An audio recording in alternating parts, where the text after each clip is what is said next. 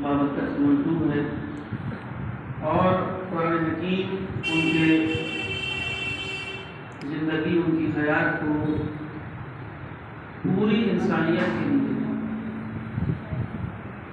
یہاں پر کوئی تفریق نہیں کی گئی، بلکہ اگر دیکھا جائے تو اس کے اندر بھی یہ تمنا ہو کہ وہ انسان بلندیوں کی طرف اپنے آپ کو گامزن کر دے، وہ انسان ایک عظیم انسان بن جائے۔ اللہم صلی علی محمد و آل محمد۔ تو ضروری اور لازمی ہے کہ وہ سیرت اور وہ نمونۂ عمل جو قرآن حکیم نے انسانیت کے حوالے کیا ہے، قرآن ارشاد باری تعالیٰ ہو رہا ہے لقد کان لکم فی رسول اللہ اسوۃ حسنہ، یعنی عمل کا جو بہترین نمونہ ہو سکتا ہے وہ بہترین نمونہ حیات رسول اعظم میں موجود ہے۔ بس ایک رخ پڑھ کر کے گفتگو تمام کر دینا ہے۔ عام طور پر انسان کے اندر جو ایک فطری سے کہا جائے کہ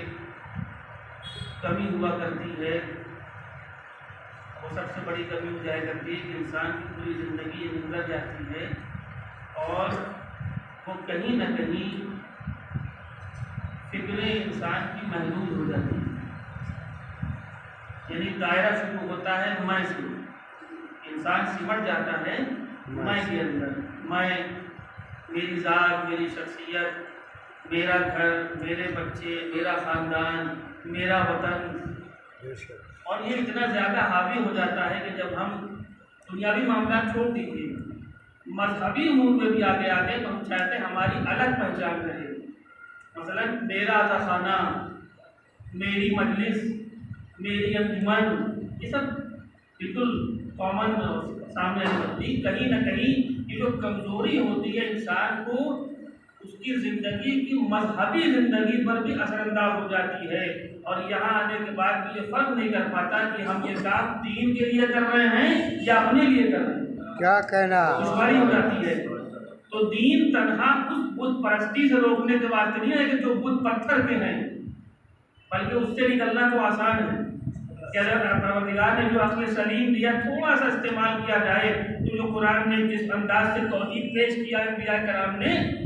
ایک لفظ کہہ دیا کہ اس کی کیا تم پوجا کرتے ہو، پرستش کرتے ہو، نہ تمہیں اس سے کوئی فائدہ نہ نقصان، یہ خود ہی محتاج ہے، تم اٹھاؤ گے تو اٹھیں گے، تم اٹھاؤ گے تو بیٹھیں گے۔ تو ذرا سا عقل مند، ذرا سا عقل انسان جو ہے وہ بت پرستی چھوڑ کر ہی اس بت سے اپنے آپ کو الگ کر سکتا ہے، لیکن جو انسان اپنے اندر بت بنا لیتا ہے، کیا کہنا یہ اس بت سے بڑا مشکل سے انسان کو آزادی ہوتی ہے۔ تو بس انسان کو چاہیے کہ پہلے اس بت کو چھوڑ دے جو انسان کے نفس کے اندر بن جایا کرتا ہے۔ شروعات میں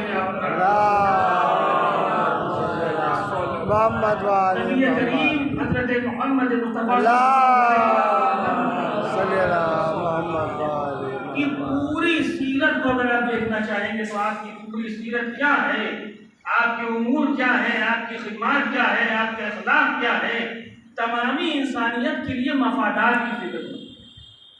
یہ تو نہیں کہ ہم یہ پیغام صرف مکے والوں کے لیے ہے،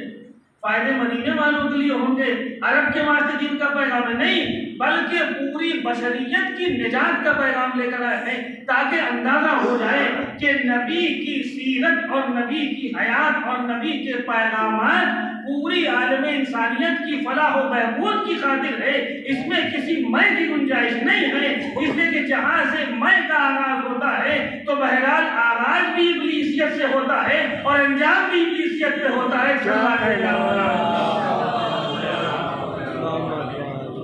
چھوٹی سی مثال، یہ میں کیسے پروان چل جاتی ہے، انسان اس سے آگے نہیں بڑھنا چاہتا۔ میں نے کہا آج میں جا رہا ہوں نا تو میں مجلس پڑھوں گا، میں اور دماغ میں آ گیا، ہم آ گئے تو بڑی رونق آ گئی یہاں پر، میں شامل ہو رہا ہے، اس کے بعد تیار ہوں، مجلس سے دیکھا کہ جہاں موسم بارش ہونے لگی، اب کتنی یہ میں بڑھ جاتی ہے، کہاں تک انسان کو لے جاتی ہے، ارے یہ بارش نہ ہونے لگی ہے، بتائیے میرے کپڑے خراب ہو جائیں گے، میرے جوتے خراب ہو جائیں گے، موسم بڑا خراب ہو گیا۔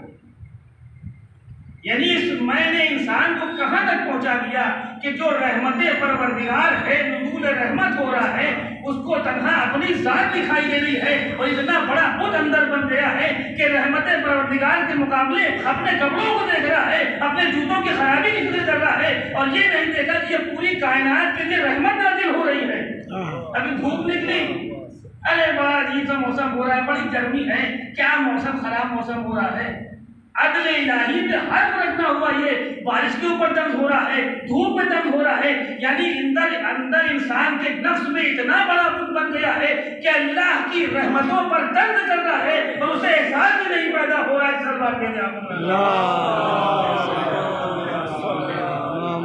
ہے۔ میری نماز، میری بندگی،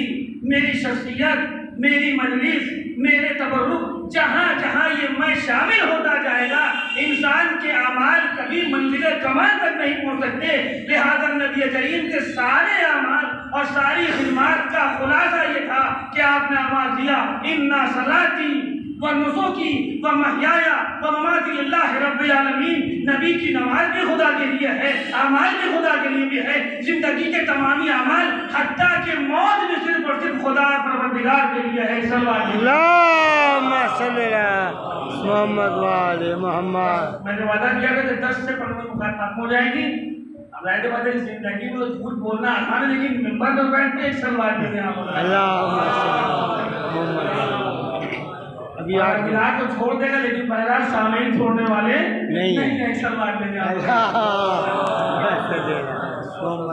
میں نے گفتگو ختم کر دیا۔ عوام الناس کی خاطر، لوگوں کے فائدے کی خاطر، اسی لیے حدیث میں آیا لوگوں میں بہترین شخص وہ ہے، سب سے بہتر انسان وہ ہے جو لوگوں کے زیادہ کام آئے۔ یہ ہمارا عمل کیا ہوتا ہے، ہم جہاں جاتے ہیں، میں اپنی بات کر رہا ہوں، اپنے فائدے کی فکر ہوتی ہے، ہمیں کیا فائدہ ہو سکتا ہے، لیکن نبی کریم کی جو سنت ہے، جو آپ کا اسوہ ہے کہ لوگوں کو کیسے فائدہ پہنچایا جائے، کیا پوری عالم انسانیت کے مفادات کی بات ہے۔ اور بس میں نے گفتگو تمام کر دیا۔ پوری تاریخ آپ دیکھ جائیے کہ جو پیغام اس عنوان سے پیش کیا جاتا ہے اس میں کتنی جاذبیت پائی جاتی ہے، اور یہ کلمہ اسلام اس طریقے سے نبی کریم نے پڑھایا ہے کہ اب کلمہ اسلام لوگوں نے بعد میں پڑھا اور کلمہ اخلاص نبوت پہلے پڑھا۔ کیا کہیں، اور جو پوری انسانیت کے واسطے فلاح و بہبود کا پیغام لایا ہو اور عالم بشریت کو فائدہ پہنچانا، اپنی زندگی اور اپنی حیات کے ایک ایک نگم ایک ایک لہجے سے انسانیت کی نجات کا باعث بن رہا ہو، کلیجہ پھٹ جاتا ہے کہ ابھی تو نبی کریم کے اس کائنات سے رخصت ہوئے کتنے روز گزرے ہیں کہ امت نبی کے دروازے پر آگ و لکڑیاں لے جا رہی ہے۔ وہ دروازہ جہاں نبی کریم ایک مرتبہ نہیں متواتر آ کر در اہل بیت پر سلام کیا کرتے ہیں، السلام علیکم یا اہل بیت النبوۃ، اللہ اکبر۔ اس دروازے پر یہ نفس پرست جن کے دلوں میں بڑے بڑے بت اس قدر بڑھ چکے تھے کہ صرف اور صرف اپنی ذات دکھائی دے رہی تھی، نہ محسن اسلام اور اسلام کا پیغام دینے والی اس عظیم ہستی کی قدر و منزلت کا احساس تھا، نہ احترام اہل بیت کی گنجائش تھی۔ اسی لیے معصومہ عالم نے کیا فرمایا، فرمایا کیا تم اس گھر میں آگ لگا دو گے سلام بلا وجہ بلا سبب سے شہزادی نے نام نہیں لیا، اس لیے کہ دیکھا کرتے ہیں حسن و حسین کو کبھی کاندھے پر بٹھاتے ہیں، کبھی خطبے کو ترک کر دیا کرتے ہیں، کبھی انہیں کے واسطے ناکا بن جاتے ہیں، شاید ان کی حمیت میں کچھ اثر آ جائے، شاید غیب کو کوئی حرم آ جائے، لیکن ایک مرتبہ کہتے ہیں، کیا کہتے ہیں کہ ہوا کرے تاکہ اندازہ ہو جائے یہ ایسے ظالم ہے جو تنہا کہتے نہیں ہے بلکہ آگ لگا دی گئی اور وہ منزل بھی آئی کہ ایک مرتبہ بدر مادر میں محسن شہید کر دیے گئے۔ بس یہ مدینے میں شروع ابھی تھی، جائے ایک محسن شہید ہوا، ایک دروازے میں آگ لگی، کربلا تک آتے آتے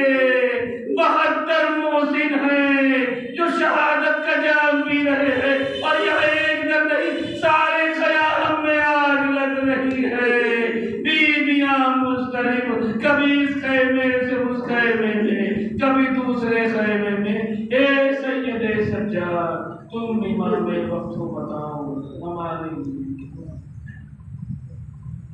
وسيعلم الذين ظلموا أي منقلب ينقلبون إن لله وإنا إليه